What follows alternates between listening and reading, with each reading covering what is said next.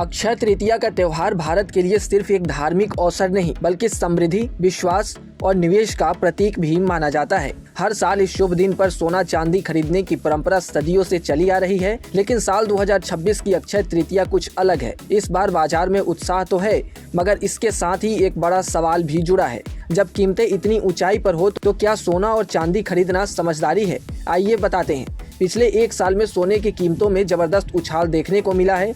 करीब 95,500 रुपए प्रति 10 ग्राम से बढ़कर यह 1,55,000 रुपए के आसपास पहुंच गया है। जबकि चांदी भी इससे पीछे नहीं है। चांदी में भी सोने से ज्यादा तेजी देखी गई है और चांदी की तेजी ने निवेशकों को आकर्षित भी किया है। चांदी ने भी जोरदार तेजी दिखाते हुए 4 लाख का आंकड़ा पार कर लिया था, जो अब 2,50,000 रुपए प्रति किलोग्राम के आसपास पर ट्रेड कर रहा है। इस तेजी के पीछे कई वैश्विक और आर्थिक कारण हैं। दुनिया भर के केंद्रीय बैंकों ने लगातार सोने की खरीदारी की, जिससे इसकी मांग बढ़ी। इसके अलावा अंतर्राष्ट्रीय तनाव और आर्थिक अनिश्चितता ने भी सोने को सुरक्षित विकल्प के तौर पर लोगों के सामने रखा। अब आते हैं मुख्य सवाल पर कि अक्षय तृतीया पर सोना खरीदें या नहीं। तो कीमतें तो बढ़ी है, लेकिन अक्षय तृतीया के मौके पर बाजार में रौनक कम नहीं हुई है। भारतीय परिवारों के लिए यह दिन बेहद शुभ माना जाता है, इसलिए खरीदारी की परंपरा आज भी कायम है। फर्क सिर्फ इतना आया है कि अब लोग भारी भरकम गहनों की वजह हल्के और निवेश उन्मुख विकल्पों की ओर बढ़ रहे हैं। 24 कैरेट सोने के सिक्के, बार और शुद्ध चांदी के छोटे निवेश अधिक लोकप्रिय हो रहे हैं। समय के साथ निवेश का तरीका भी बदल रहा है।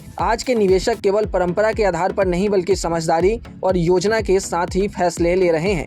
यही कारण है कि गोल्ड ETF और डिजिटल गोल्ड जैसे विकल्प भी तेजी से लोकप्रिय हो रहे हैं। इन माध्यमों में निवेश करने से न तो मेकिंग चार्ज की चिंता रहती है और न ही सुरक्षा की। साथ ही इन्हें कभी भी खरीदा या बेचा जा सकता है, जिससे यह आधुनिक निवेशकों के लिए सुविधाजनक बन गया है। दिलचस्प बात यह है कि जहां पश्चिमी देशों में सोने को अल्पकालिक निवेश के रूप में देखा जाता है, वहीं भारत में आज भी इसे लॉन्ग टर्म सुरक्षा और संपत्ति के रूप में महत्व दिया जाता है।